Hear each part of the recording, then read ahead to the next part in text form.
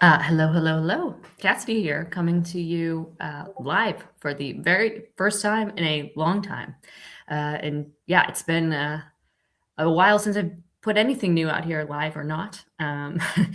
After my second birth, I took some time to kind of get settled into life with two little girls.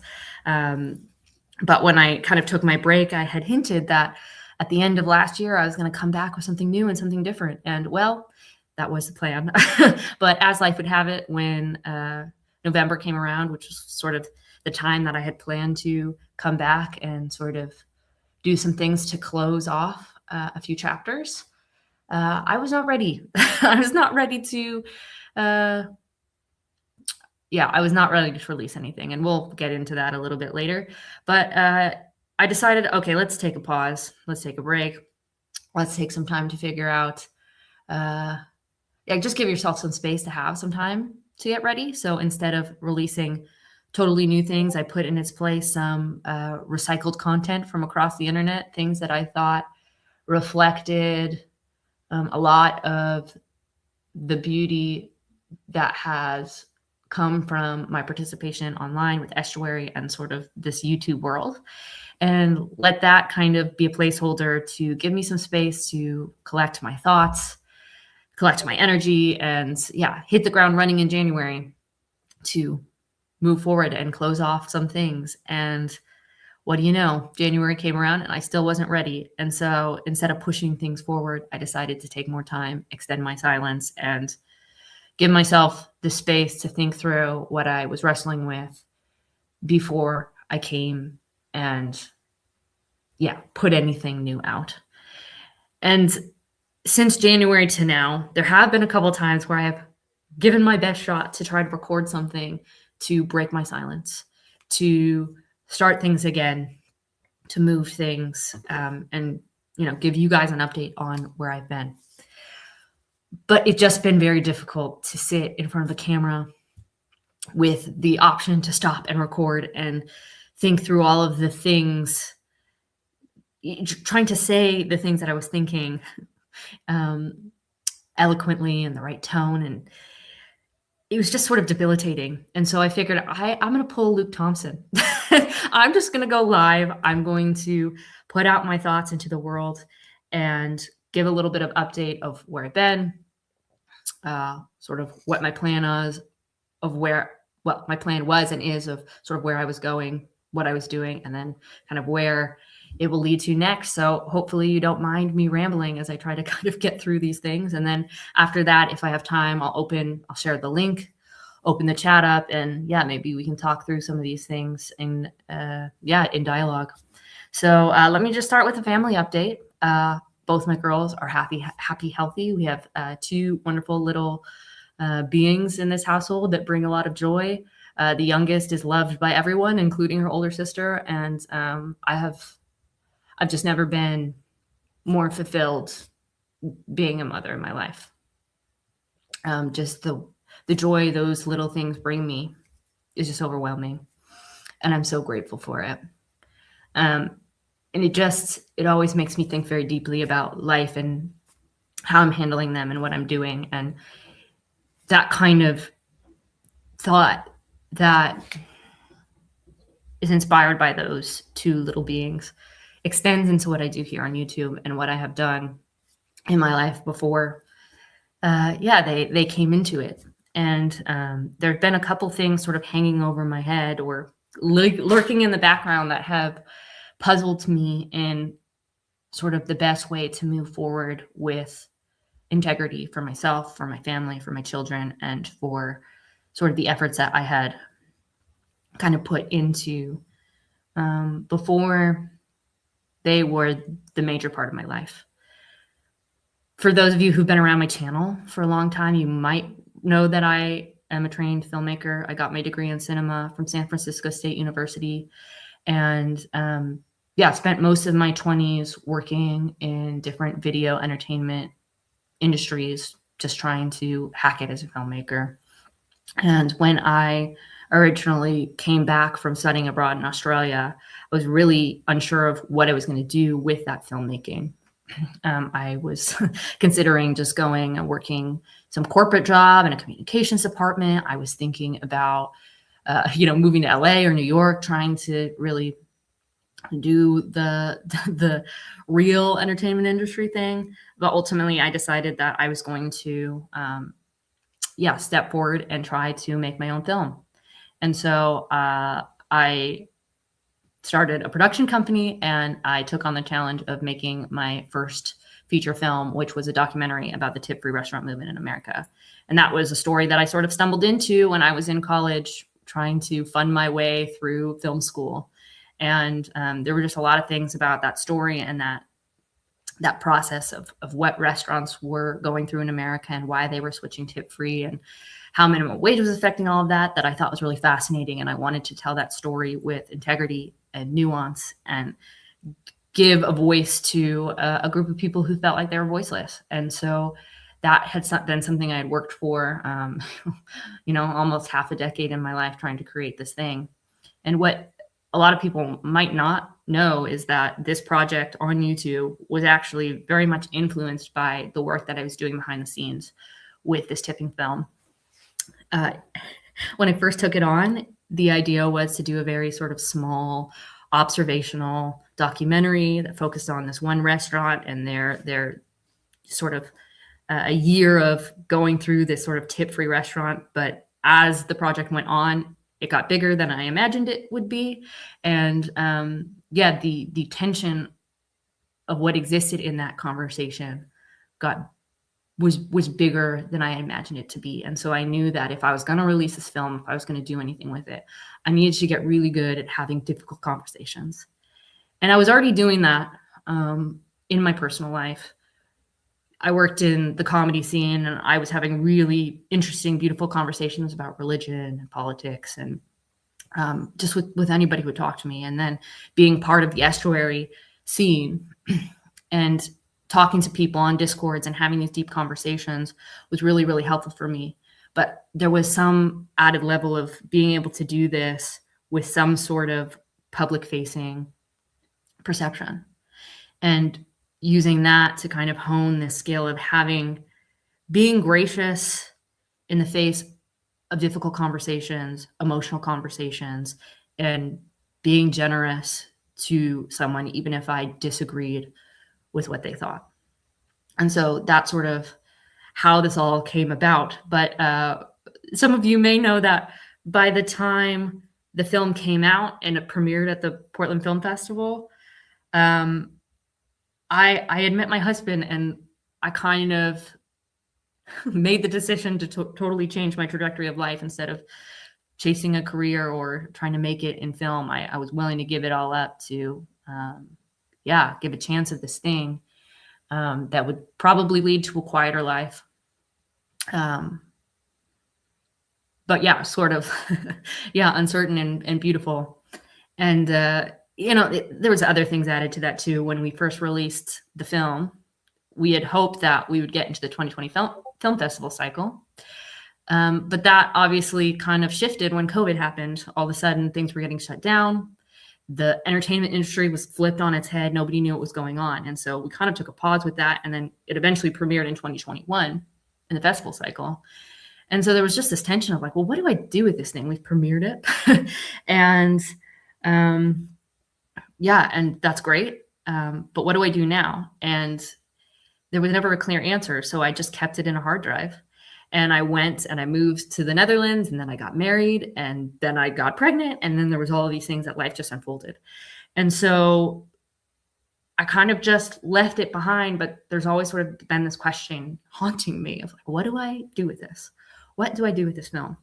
And back, it was February 2025, or maybe it was end of 2024. I can't remember, but I got an email in my inbox from someone claiming to be a producer for John Oliver. And they mentioned that they had stumbled across my film and that they were making a episode of Last Week Tonight about tipping, and they wanted a screener.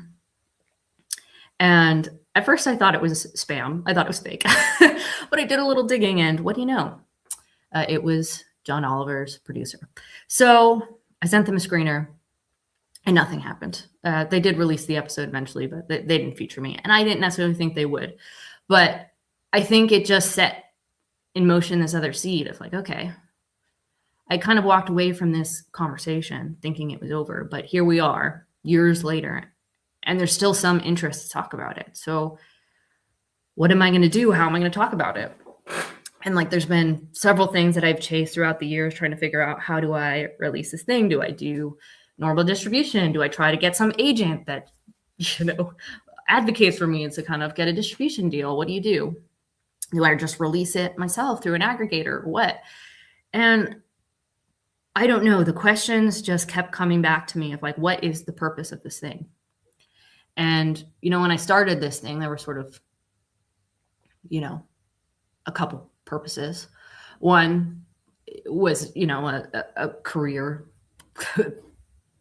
career, how would you say, endeavor, kind of a calling card to say, okay, this is the film, this kind of filmmaker I want to make, this kind of nuance that I want to bring when it comes to telling stories. And I just want to have that be there and see what it does to open up other opportunities. The other major thing was to shed light to a story, like I want to say story, but it's sort of like a movement and a conversation that was not really being highlighted or talked about, and that was causing a lot of struggle for a lot of people who felt like they had to suffer in silence. And so I wanted to find a way to bridge that gap and do that. And then ultimately I wanted to find a way to see if there was a way to lower the temperature of difficult conversations. And obviously with this film, it ended up being in some ways political because of the way that minimum wage affected those things. And so since I had decided to give up that filmmaking life for a family, it didn't really make sense to try to go a traditional route. And so my thought was, hey, why don't I just release the film for free, put it on YouTube, and then have sort of like a mini podcast series revisiting the story where we left off and continuing this conversation about restaurants, and sort of use what I have learned from participating with Estuary and all of these things to help facilitate that conversation and see where it goes. And so that was the plan. And then,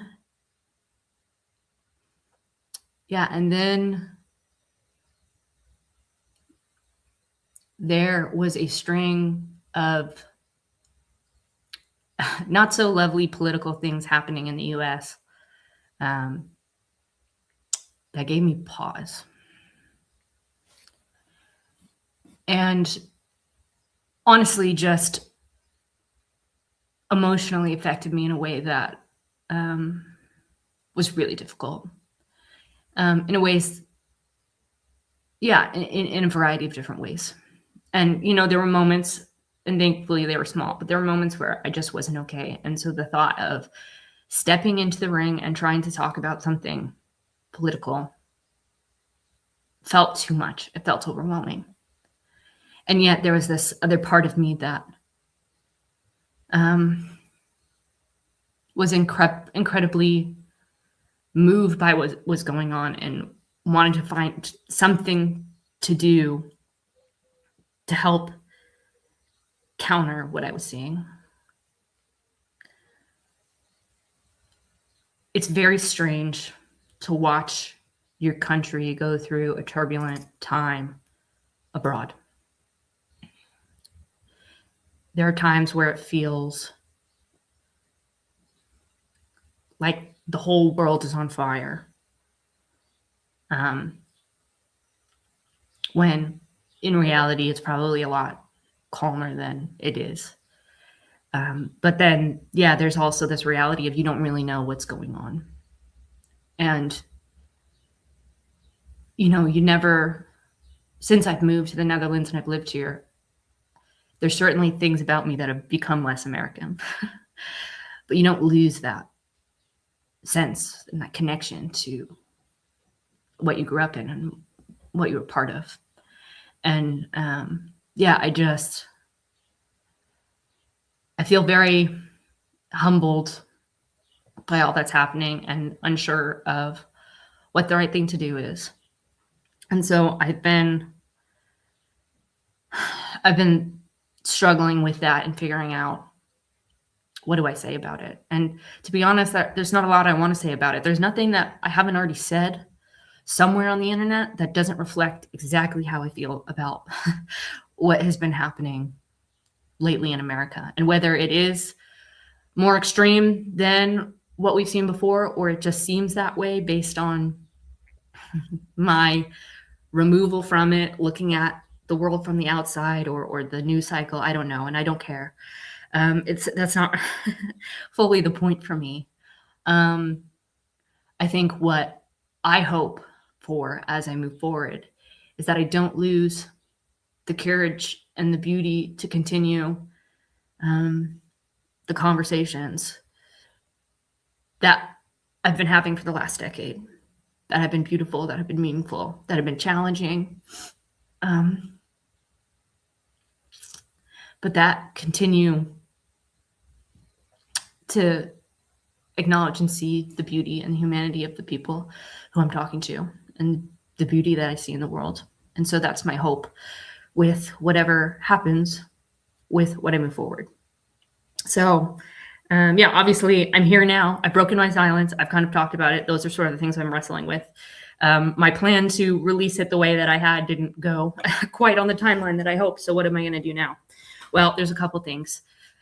For many of you who have been around for a while, you might also know that I've been doing a lot of events in the estuary space under the Breakwater name. And the reality is I'd like to keep doing that for a while, but I don't know exactly what's possible. But at this point, we have announced an event for June, the 19th through the 21st in London, England. I will put a link to that in the description here shortly, and then I'll put it in the chat once I kind of finish this up and open the link for people to chat. But it's been a labor of love to kind of put this out. And the reality is it may be the very last one I do, at least for a while, given the reality that I'm a mother of two. It's a lot of work to put on these events. And I would love to keep doing it. And I'm working on ways to try to keep doing it, to keep extending these conversations. But I don't know what's possible. So I'm doing this last event to clear the decks, if you will, and give everything I got, swing for the fences. So the main contributors are Paul Vanderklay, Nathan Jacobs from the Nathan Jacobs podcast, and then Jared Smith, goes by Heliocentric Online. He does the sort of YouTube show. I don't know how to call it, a show, programming, whatever. But the Atheist Church Audit, where he goes and he visits different churches and gives sort of comical reviews about them, but very heartfelt as well. And the theme is cross-pollination, conversing across religious lines. There's also going to be features from Elizabeth Oldfield, Glenn Scrivener, Joseph Foley from Unsolicited Advice, Bethel McGrew, and some others. We're working on a couple things in the background too of some unannounced people who might be joining us. So that's really exciting as well. But basically, it's the kind of event that I've always wanted to see, and that I think could be helpful in changing the temperature of how we're having these conversations. And I think ultimately reflects to me what Estuary has been about in the last how many years we've been participating in this thing, because we talk a lot about a lot of different questions with Estuary, but I think the major theme for a lot of the conversations we are having is this sort of wrestling with how do we have conversations with people who think differently than us well. And so I'm really excited to explore that. There's going to be there's a lot going on. I'll do probably a more in-depth sort of conversation about the schedule and all of those things. But for the next couple months, while I'm doing sort of promotion for that, I'm going to just be housing a lot of those conversations here, as well as on the Breakwater channel, to kind of share what we're doing, kind of share sort of the people that we'll be highlighting in the event. And yeah, just trying to close off that event really nicely. And then after that's done, my plan is to then release my film for free and then do the long form conversation podcast. And so more information will come out about that. But I wanted to kind of at least give some sense of that's where we're going and that's what I'm doing before it all comes out. I've already started doing some promotion for the event in June. I think Lucas Vanos just released our conversation we recorded this morning today. So I'll be releasing that here soon on this channel. And yeah, hopefully there'll be more. So it's a little bit different than what I used to do. And especially with the film, it's much more specific, and you may have no interest in restaurants or minimum wage conversations or any of those things at all, but it's going to be really helpful for me to get that out so I can, again, clear the decks and have some clarity about what it is I do after all of that, whether that's pack it all up, close it down, and just continue my life enjoying being a mother, or if I find some sort of hybrid way to kind of have a taste of both lives. This thing that I've been building with and into for the last 5 years that has given me so much joy, that has actually given me the life that I have now. Or yeah, take that sort of slower on a more local scale. So those are all my thoughts. Let me go ahead and just dump the link into the chat. I have not been checking the chat, so if you've been commenting, I'm sorry. But doesn't seem like there's many comments here. But I'll drop the link if anybody wants to join. I'll just stay for a few minutes. Is that? I don't know if that showed up on the I don't know if that showed up on the comments. It should have. So yeah, that's that. While we're waiting, maybe I can pull up the event page and give a little more detail about what's coming up. Just okay, let's see. It's been so long since I've done any of this. Okay. How do you share? I don't even know if I've shared a web page before. I swear you can do it.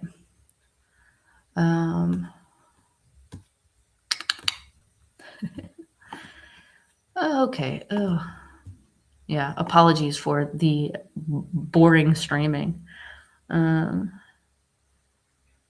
Okay, here we go. Share screen. Share screen. Okay, can we see this? Yes, we can see this. All right, so yeah, here is the information that's on our website, Breakwater Festival 2026, 19th through the 21st. And yeah, see, these are major contributors, as I mentioned. And then, yeah, our featuring guests, which I think we've got some really interesting people there. And so I'm really excited to see how they kind of talk with each other and dialogue. I'll open up what we have for our schedule at the moment. I might have to change the sharing features so that you can, no.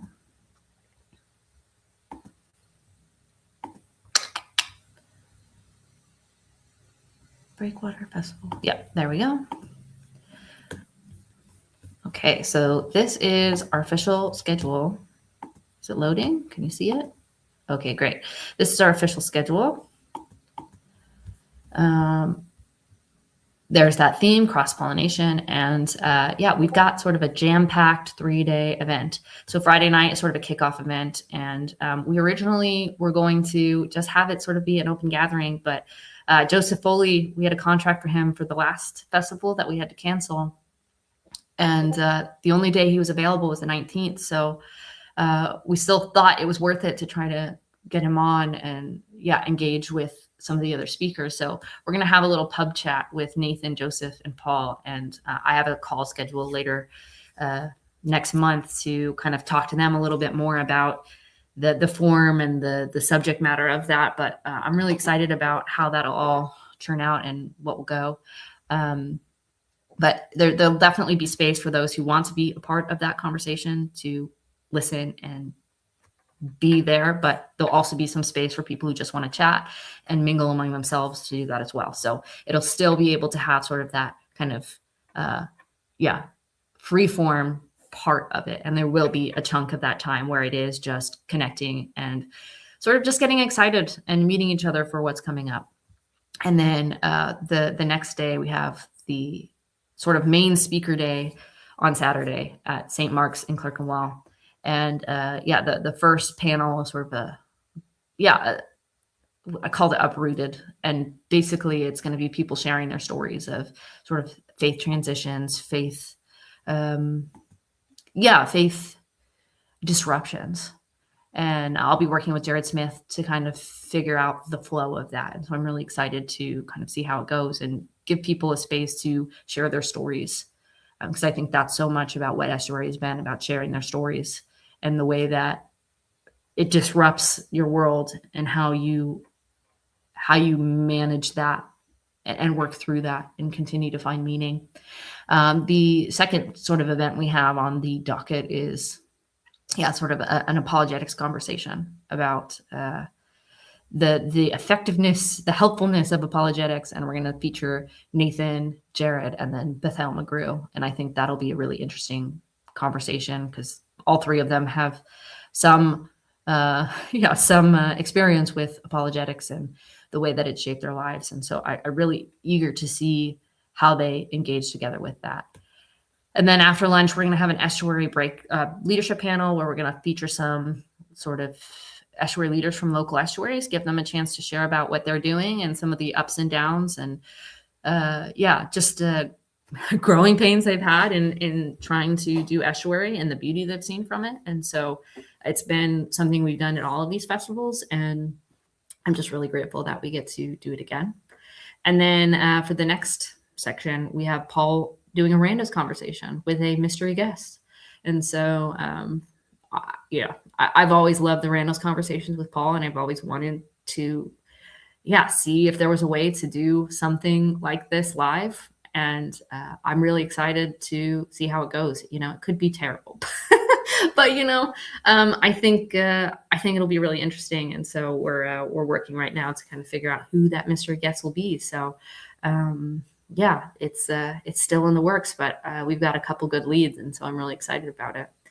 And then after dinner, we've got sort of a conversation between Jared Smith, Paul Vanderklay, Nathan Jacobs, and Glenn Scrivener about talking about religion and having those conversations and sort of what they've learned from them and how we're doing that well, and just wrestling with that question of what do you do with that when it becomes sort of your job.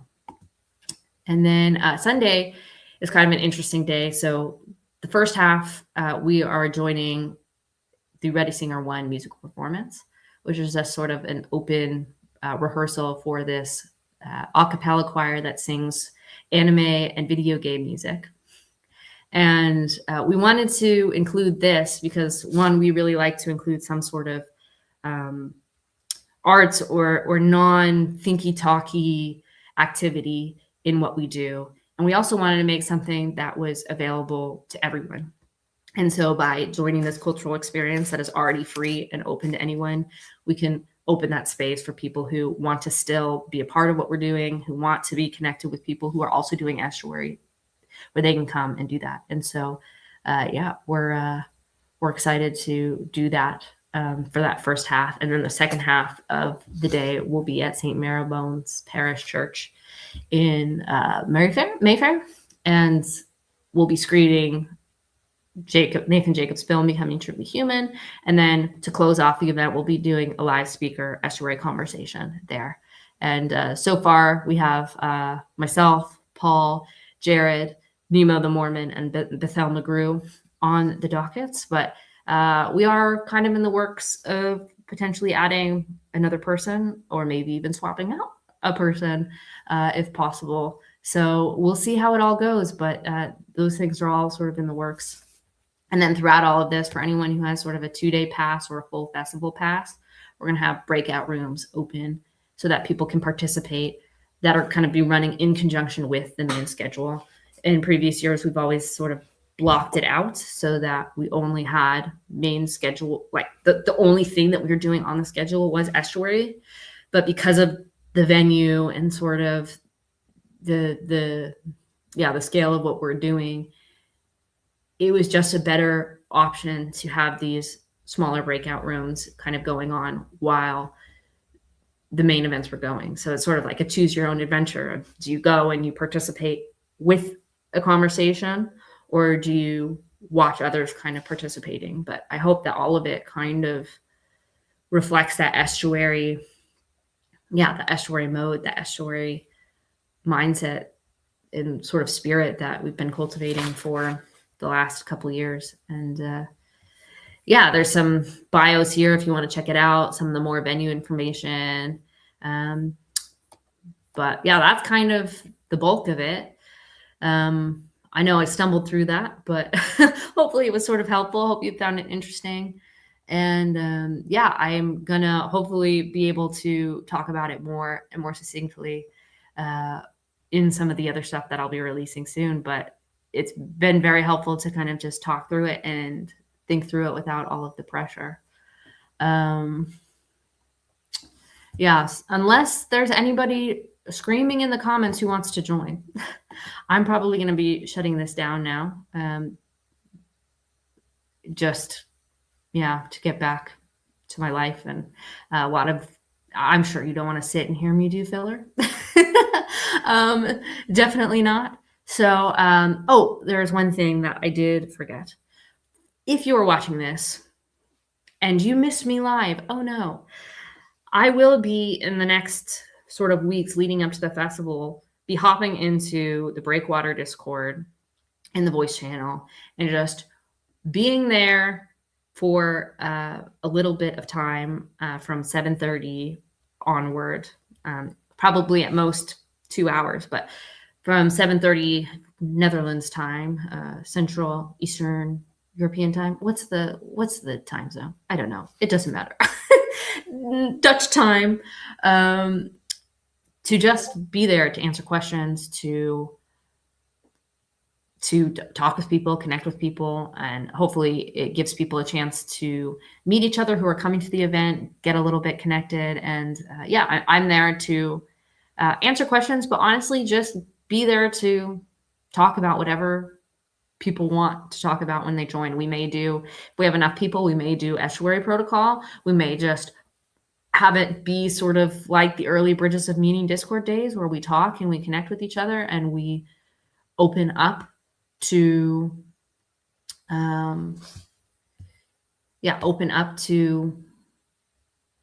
open up the conversation to wherever it is going to go. And so I don't know exactly how that goes, but if you would like to talk, I will be there, and those will be unrecorded, so it'll just be us chatting with the other people who are coming. And I really do hope that it can get people connected and get a little bit of a sense to what estuary is and who's going. And I think too, if you're uncertain about estuary or uncertain about these events, you're really eager to go, but you feel weird going to something with a group of strangers, well, join the conversation. You might meet some people, and then all of a sudden it's not just strangers you're meeting, it's friends that you've already had some built relationship with, some contact with. And it just makes it easier, I think. It's very intimidating to go into a room of complete strangers and try to be a part of something that requires you to be vulnerable, because of the way the internet is, to have that sense to minimize that anxiety, that anticipation a little bit, I think is really helpful. And we've seen it be very useful for the events. So I've mentioned a lot of links and stuff. I'm going to go back and put them all into the description. And you'll be seeing my face a little bit more in the coming day or the coming weeks, not just on this channel, but hopefully in other places too. So yeah, that's it for me. Thank you so much for letting me ramble. Thank you so much for letting me be vulnerable, work through some of the emotions that I've been wrestling with here in some sort of moderated form. And yeah, I look forward to spending the rest of the year closing off, um, yeah, the chapters of my life that have led me to where I am now. So thanks so much. And yeah, I will see you all soon. Bye.